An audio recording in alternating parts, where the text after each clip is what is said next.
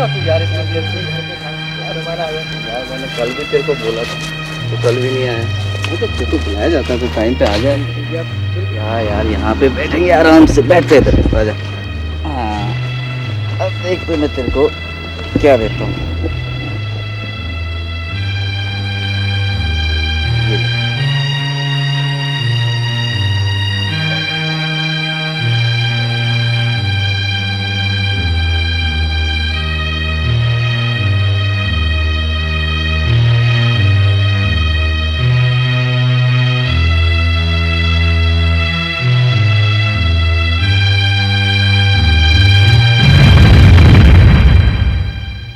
Ads के बारे में हम काफी कुछ देख, सुन और पढ़ चुके हैं, परंतु क्या ये जानकारी पर्याप्त है? क्या हमारे देश के आम नागरिक तक ये जानकारी सही ढंग से पहुंच पा रही है? इस कार्यक्रम के जरिए हम एड्स के बारे में आपको जानकारी देंगे कि एड्स है क्या और इससे कैसे बचा जा सकता है। एड्स एक बीमारी का नाम है। ये एड्स कोई ग्रांड नहीं है, जैसे कि हिंदुस्तान अभी तक दूसरे देशों से एड्स लेता रहा है, जैसे कि यूएस एड्स, ब्रिटिश एड्स, ऐसा कुछ नहीं है। ये इसका पूरा नाम एक्वायर्ड इम्यूनोडेफिशिएंसी सिंड्रोम है। ये एचआई वायरस से होती है।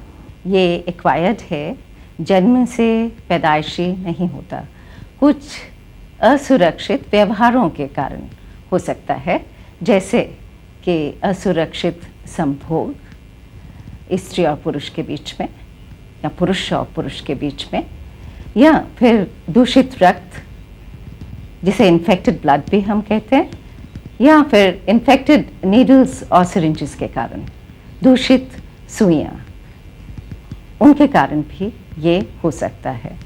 जब इन्फेक्टेड ब्लड जिसमें एचआईवी वायरस होता है वो किसी आदमी के अंदर जाता है, तो इसके अंदर एचआईवी वायरस हो तो उस आदमी को एड्स हो सकता है। दूसरा रूट जो इन्फेक्टेड नीडल्स होती हैं, जब एक आदमी दूसरे आदमी से शेयर करे तो ये एचआईवी वायरस उसके अंदर जा सकता है। तीसरा रूट जो है ये अनसेफ सेक्स, जैसे कि एक आदमी को एड्स है और वो उससे सेक्स करता है, तब ये बीमारी दूसरे आदमी को जा सकती है।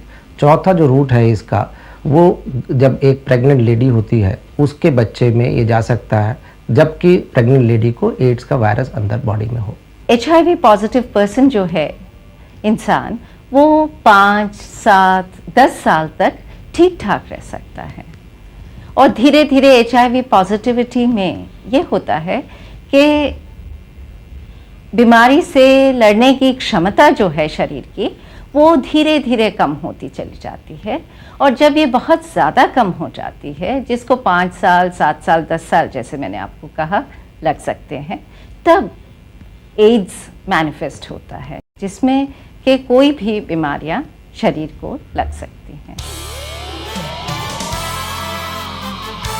एचआईवी पॉजिटिविटी को जानने के लिए हमारे पास कई टेस्ट हैं। सबसे पहले एलाइजा टेस्ट, जो 2 प्रकार का है, एक रैपिड टेस्ट या रैपिड एलाइजा भी कहते हैं, और एक normal ELISA. Government of India की जो पॉलिसी है उसमें हम डबल एलाइजा करते हैं। डबल एलाइजा का मतलब ये है कि 2 प्रकार के एलाइजा यूजिंग 2 डिफरेंट किट्स, एक रैपिड टेस्ट कर लिया, एक दूसरा एलाइजा कर लिया, और जब दोनों ही पॉजिटिव आए तभी हम अपने क्लाइंट को पॉजिटिव टेस्ट रिजल्ट का बताते हैं।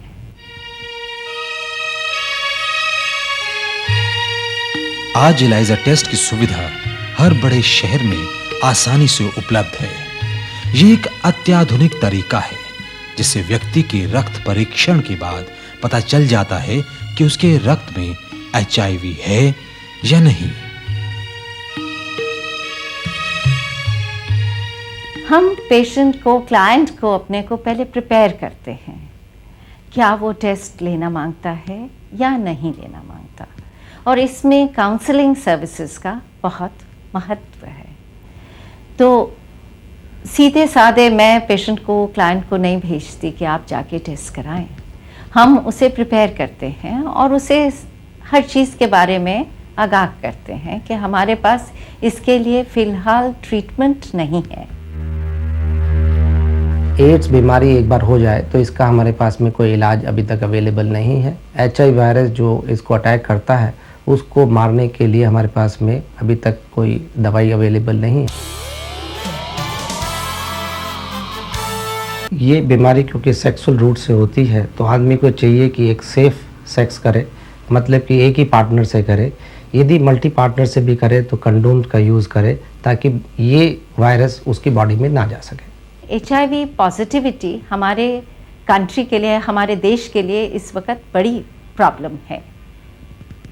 इसलिए हम ये चाहते हैं कि ये मैसेज दूर दूर तक जाए कि अपने आप को सुरक्षित रखें, असुरक्षित संभोग न करें, कंडोम का इस्तेमाल करें, दूषित रक्त न लें। अगर कभी रक्त लेने की आवश्यकता पड़े तो आप ये देखें कि ब्लड में HIV टेस्टिंग हुई है या नहीं हुई है। अब तो गवर्नमेंट ऑफ इंडिया की ये पॉलिसी है कि every unit of blood has to be tested for HIV, has to be tested for hepatitis B। तो आप ये ज़रूर चेक करिए ताकि आपको दूषित रक्त न मिले। दूसरा, ये इन्फेक्टेड नीडल से होता है तो हमें चाहिए कि हम डिस्पोजेबल नीडल्स का यूज़ करें। और तीसरा, यदि किसी के मदर को ये बीमारी है तो उसको बता दिया जाए कि आपके बच्चे को ये बीमारी हो सकती है ताकि वो अपना स्टेप्स ले सके। चलते चलते आइए आपकी मुलाकात एक ऐसे मरीज से करवाएं जो इस बीमारी के चंगुल में फंस चुका है। बहुत छोटी सी उम्र से ही मैंने नशे की शुरुआत कर दी थी। एक बार किसी दोस्त ने मुझे बताया कि नशे के इंजेक्शन भी मिलते हैं। सो हम ग्रुप में बैठकर नशे के इंजेक्शन इस्तेमाल करने लगे। अब उस वक्त तो हमें पता नहीं था कि ये ऐसी भयंकर बीमारी भी हो जाएगी। दोस्तों के साथ एक ही इंजेक्शन से हम लोग आपस में शेयर करते थे। धीरे धीरे जब मुझे कुछ प्रॉब्लम होने लगी तो मैं डॉक्टर के पास गया तो डॉक्टर ने मुझे बताया कि ये इससे एक बीमारी हो गई है जिसकी वजह से मैं कभी ठीक नहीं हो सकता। मुझे जीने की बहुत तमन्ना है। अपनी गलतियों का फल मैं आज भुगत रहा हूं। अगर मुझे पहले से पता होता तो मैं कभी भी इस बुरे धंधे में नहीं पड़ता।